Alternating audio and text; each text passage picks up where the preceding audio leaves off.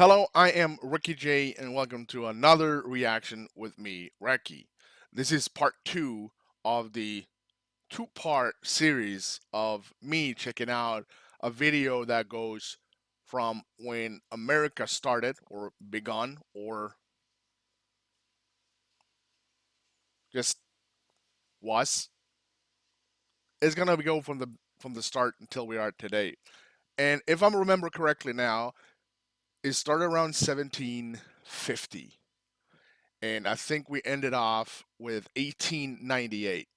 And the information we got was a lot. And if you missed part one, I seriously advise you to go back and watch the first part. So, without further ado, we got about 8 more minutes of this one. I'm gonna talk every now and then about what I see and react to it. So far, there's been a lot of information that was really new to me. This is not something we learn in Swedish schools, of course, but nonetheless, it's super interesting because I love history. So, without further ado, I just need to stop talking and let's go back. However, I skipped back a couple of seconds so we can actually start. I think it's like 8:46 where we left off, and I cranked it back to 8:42, whatever it is. Before that, yeah, this is my Patreons. Thank you, thank you. If you want to join them, link will be in description. No, it's in the comments section. It's always in the comments section. Check it out. I do Instagram too. Every now and then there's a personal picture, a video of me driving my vehicle. If you want to check that out, you can do that too. Now, here we go. Let's continue. Project its power on the international scene. While annexing Hawaii in the middle of the Pacific, the country turns to Cuba, where there is a revolt against the Spanish. The United States supports Cuban independentists. After the mysterious explosion of a US Navy ship in the port of Havana, war breaks out between Spain and the US. The US wins, obtains the independence of Cuba, and seizes Puerto Rico, Guam, and the Philippines. The country thus becomes a colonial power. This is just an insane thing. You need to think about. This is 1899. America is still pretty young, and they were in a war with France. Well, I think they're as a peace with France at this point. Where the latest one here is, of course, Spain. And if you play the game Total War, this is just fantastic for me to watch because I did this. You can play as the American if you haven't checked it out, and if you're a gamer, I seriously advise you to do that. It's a wonderful game. It's a bit old, but it still works superb today, without a doubt. Colombia, a French company begins construction of a canal that would connect the two oceans, greatly shortening the journey between the US East and West Coast. Is that the Zeus? The United States buys the project and then intervenes to support the independence of Panama. I said Suez Canal, but of course it's Panama, Recky. It's Panama. In return, the new government of Panama offers the US a strip of land which helps complete the construction of the canal, inaugurated in 1914. Oh my God, we're going through that. Oh hell, that's awesome. We got First World War, we got Second World War, then it got to go for Vietnam, we got Korea. Name. In Europe, World War I begins. With workers and peasants on the front lines, industry on the continent slows down. The US industry takes advantage of this and, despite the country's neutrality in the war, sells on credit ammunition, food, clothes and automobiles to the Entente countries. In response, Germany tries to impose a maritime blockade by sinking merchant ships in British waters. In 1917, a German telegram destined for Mexico is intercepted, proposing a military alliance against the United States.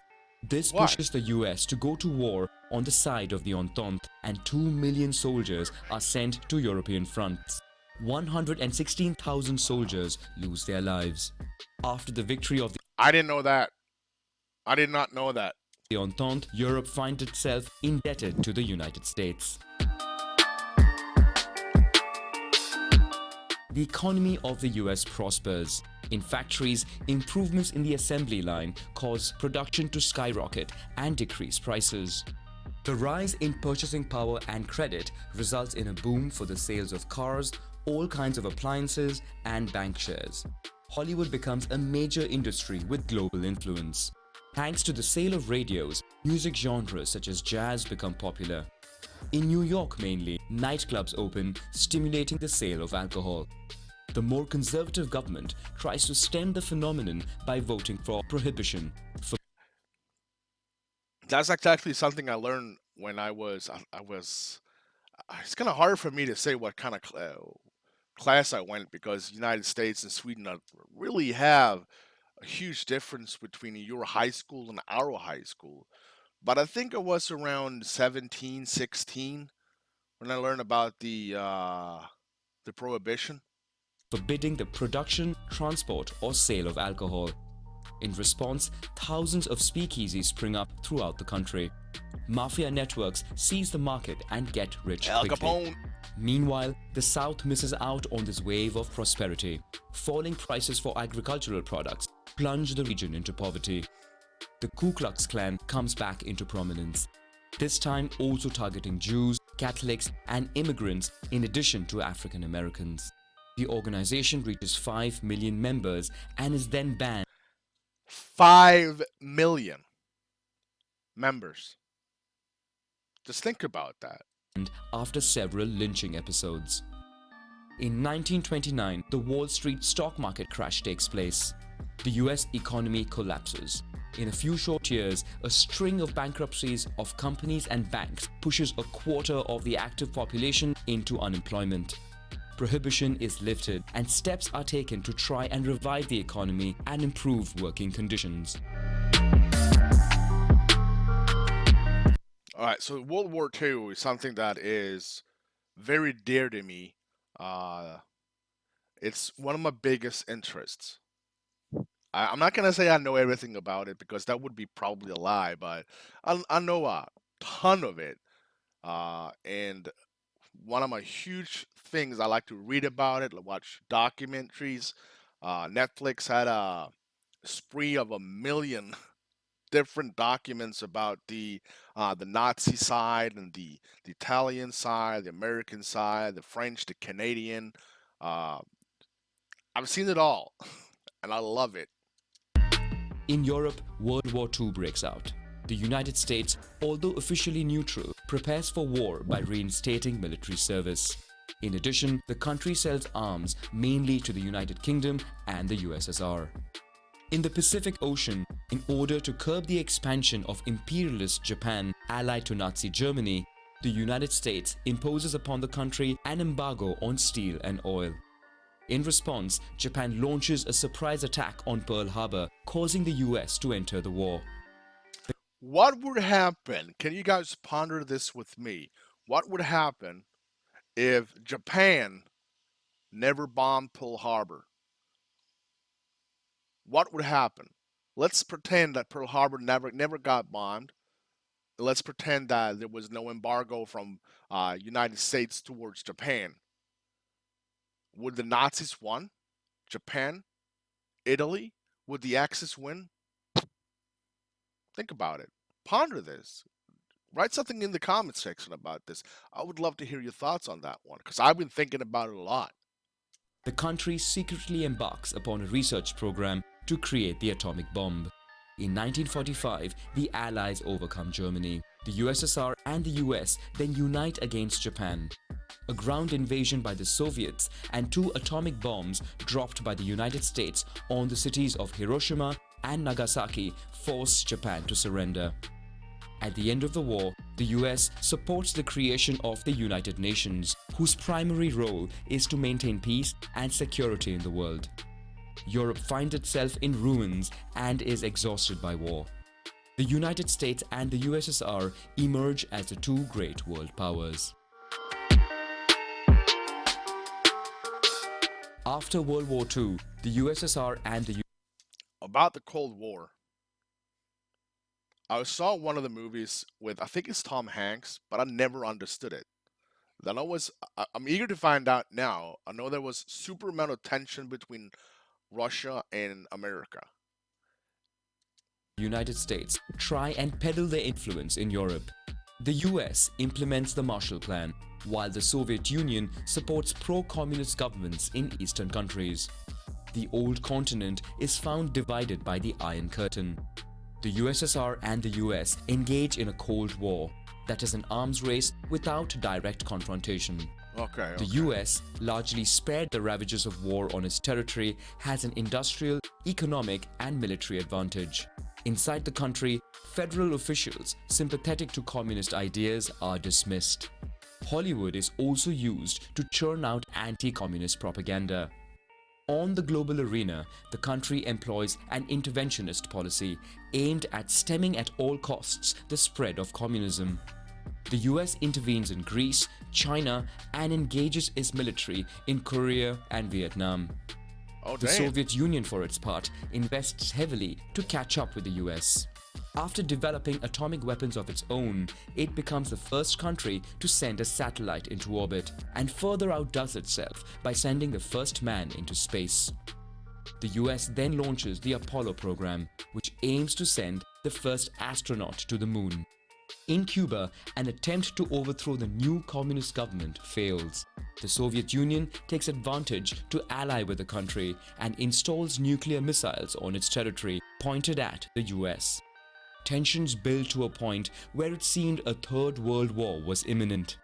However, an accord is reached between the two world powers, resulting in the USSR withdrawing from Cuba. So that was really close in the 1960s. Was it 1960s? Yeah, 1962. The Cold War. Let's see. Bay of Pigs. Yeah. Yeah. Okay. Okay. So that was really close of turning into a World War III, and that is just like 20 years, 25 years since the ending of the Second World War. So close. So close. Within the country, more and more civil rights movements gain momentum, forcing the government to review its social policies. African Americans begin non-violent actions to combat segregation. More and more women enter the workforce and demand equal pay. Native Americans also fight for better conditions. Moreover, with the US at war in Vietnam, students and hippie pacifist movements call for peace. In Yeah. 1969, the country sends the first man to the moon. Worldwide, millions of viewers watch the event live on their television. I wish I was actually there. I mean, it's like a year after I got born. So yeah, the chances are like minimum. Why doesn't he go in more depth with Vietnam War? I mean, it lasted for a few years, right? On the global arena, the US tries to ease tensions. It begins diplomatic rapprochement with China and signs agreements with the USSR to limit the global arms race. In the Middle East, the US supports Israel in the Yom Kippur War, for which it is then subject to an oil embargo imposed by OPEC countries. In Vietnam, after negotiations, the US withdraws their army. 2 years later, the communists prevail in the country, tarnishing the image of the United States. Yeah. The USSR takes this opportunity to intensify its international policy. The country occupies Afghanistan, and in reaction, the United States provides military support to the Mujahideen. In Central America, US also intervenes in Nicaragua and Guatemala to counter communist revolutions. Iran, after a revolution, becomes an Islamist republic that goes against US policy. The latter strengthens its military presence in the Middle East to ensure the security of oil supply. On the Soviet side, the USSR struggles to contain the revolutions in Eastern Europe. With its economy in tatters, despite attempts at reform, in 1991, the USSR collapses, marking the end of the Cold War. So technically, the Cold War, correct me if I'm wrong, basically started around the early 60s and ended when USSR became Russia in 1991. The US emerges as the only major world power. Domestically, the population calls for more investment in the fight against poverty, crime, gangs, and drugs. However, the US continues to primarily focus on its foreign policy, showing an apparent willingness to become the world's policeman of sorts. When Iraq invades Kuwait, which then held 9% of the known oil reserves in the world, the United States forms a coalition and neutralizes the Iraqi army. The US then establishes a list of countries considered as rogue and threatening global peace and stability. These nations are subjected to blockades and embargoes. Meanwhile, the military presence of an ally of Israel in the Middle East bothers radical Islamists, including the terrorist group Al-Qaeda headed by Osama bin Laden, who is a former ally from the Afghan war. US facilities and assets around the world are targeted by terrorist attacks. I remember this one. This is something I definitely remember. Definitely. On September 11, 2001, the United States becomes the victim of a large-scale terrorist attack on its territory. Terrorism thus becomes the new enemy of the country. But it proves more difficult to fight this war as terrorist organizations operate discreetly in mobile networks without borders. Having launched a war against the Taliban in Afghanistan, the US hardens its stance against North Korea, Iran and Iraq, which it considers part of an axis of evil. A new war is launched against Iraq, but US troops, after quickly overthrowing the government, find themselves fighting against several terrorist groups in the region. In 2007, the subprime mortgage shock, followed by the financial crisis, plunges the global economy into turmoil. The country tries to revive its economy, among other measures, by boosting the extraction of shale oil on its territory. Today, the interventionist policy of the country is increasingly countered by rising powers such as Russia and China. The United States, however, remains the most powerful economy and military in the world. All right, so I'm gonna say this. There's a lot of information coming out, and something something got stuck is definitely the Cold War because that's the basically only thing I have a minimum knowledge about. And just finding out, I might be wrong with this, but my mind is set like so. It was tension between Russia and United States because there was a competition. Who's actually the top dog here? And man, there's so much information. I need to process all this. Do you have a favorite moment as an American or non-American, of course, in the history of America that this is something I didn't know? Thank you, Recky, for teaching me that one because we all should go back to history and learn what went wrong and do it right. Thank you so much to my Patreons. If you want to join them, the link will be in the comments section. If you liked, hit that freaking button. And if you want to see some more history, at this moment there's American history, hit that subscribe. And stay safe, take care, and I will see you next time. Thank you for watching.